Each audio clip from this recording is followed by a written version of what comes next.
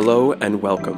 My name is Kyle Nielsen, and this is How You Level Up, a podcast where I ask questions to help you become your best self. In today's episode, I'm going to read to you an article that I published on Medium. This article and much more can be found by going to kylenielsen.com and clicking on the tab Poetry and More.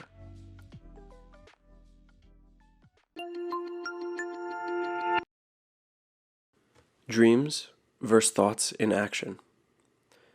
I opened a fortune cookie the other day, and the fortune read, "The thought that leads to no action is not thought, it is dreaming."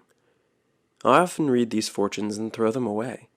They're silly, obvious, and seemingly for the slow of mind.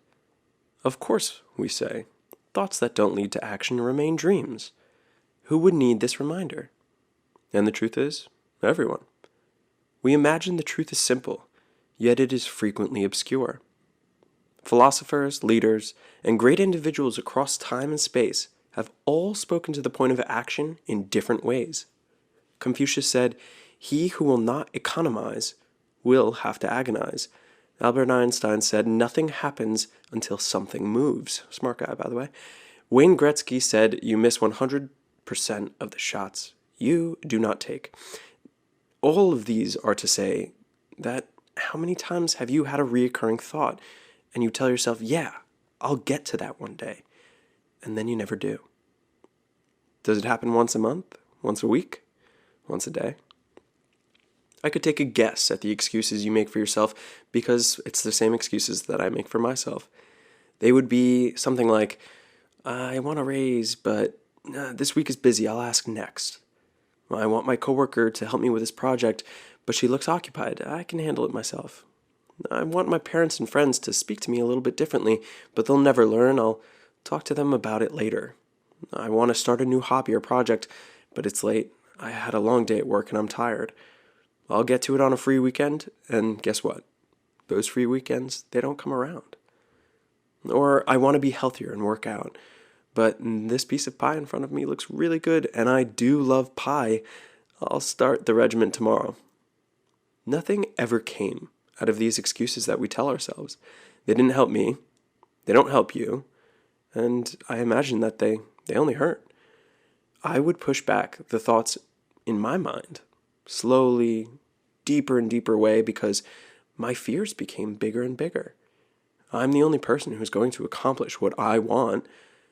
I'm the only person with 100% of my own interest in mind. I'm the only person who's going to create a life with my vision. I'm the first person who can come to my own rescue from discomfort. It is the discomfort within comfort and complacency. It is the discomfort you feel when you watch a second movie on a Saturday afternoon when your clothes needed to be folded last week. It's the discomfort you feel when you tell yourself, you're only going to scroll through social media for 10 minutes, and then you'll write that proposal your boss asked for. But it's been an hour. I've felt it all before. And I wanted to write a book 5 years ago, but nothing ever happened until I actually sat down and began to write. I desired a relationship full of laughs and joyous adventure, but it didn't become a reality until I was looking for someone special. I longed for a fulfillment with my free time, but until I started to write, read, and interview people, instead of scrolling endlessly through Instagram and Reddit, well, all of those things were just dreams. Mark Twain said that actions speak louder than words, but not nearly as often. I mean, how many times are you saying that you want to do something, but you don't do it? The author of The Art of War said, "The journey of 1,000 miles begins with a single step." Lao Tzu. Or Dale Carnegie, "Inaction breeds doubt and fear. Action breeds confidence and courage. If you want to conquer fear, do not sit home and think about it. Go out and get busy." We know that action is needed. Nay, action is necessary for our thoughts to live beyond the borders of our mind. So, which of your thoughts do you want to breathe life into? How many times do you need to hear that taking action begins with you? Again, the truth is obscure. We imagine, Well, if someone told me whenever I became a little too comfortable with where I'm at, that would be nice because then I would know when I need to keep pushing. That would be enough. And the problem with this is that no one is in your head except you. No one knows when you're comfortable or when you're relaxing, maybe just a little bit too long, except you. No one can read your thoughts, no one knows your desires, and no one is going to build the life that you want. You need to do that yourself. The formula for taking action is really simple. The limits of distraction. The process, of course, it's going to be harder. In an age full of distractions, there is a daily battle for attention. I remind myself every morning with a post-it next to my laptop which reads, "Act now." It's simple, but these two words conjure 100 thoughts of meaning to me. They're sort of a mantra, and it reminds me to focus on the important things in my life rather than entertainment. A mantra to focus on long-term goals over short-term pleasures, like relaxing. By acting now, I'm better prepared for the future.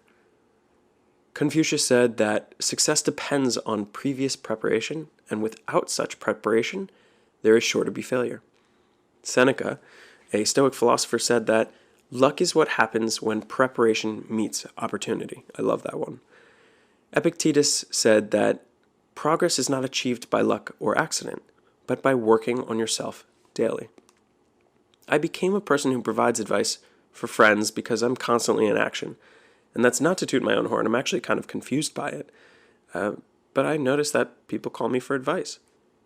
I had a friend ask me one time how I create enough time to do all of the things that I do, as if I somehow had a time machine to do more than everyone else with my time.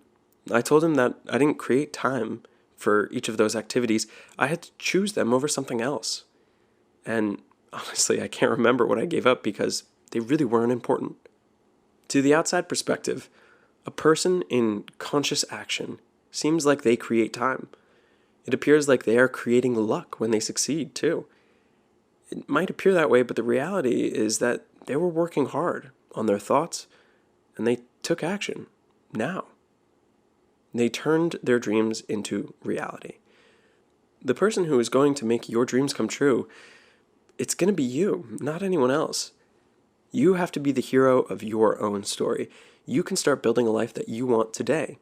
Your thoughts are dreams right now, maybe, but with action, they can come true tomorrow, next week, maybe it's next year. This is your daily reminder that it starts with you.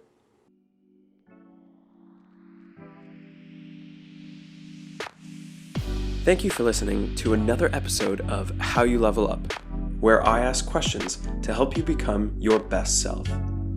Now, I put this podcast together because I wanted to help you build up your emotional independence, your communication skills, and take the next step in your personal philosophy. If you liked this episode, turn on your phone and hit the like and subscribe button, give a 5-star rating, and I'll see you on the next episode of How You Level Up.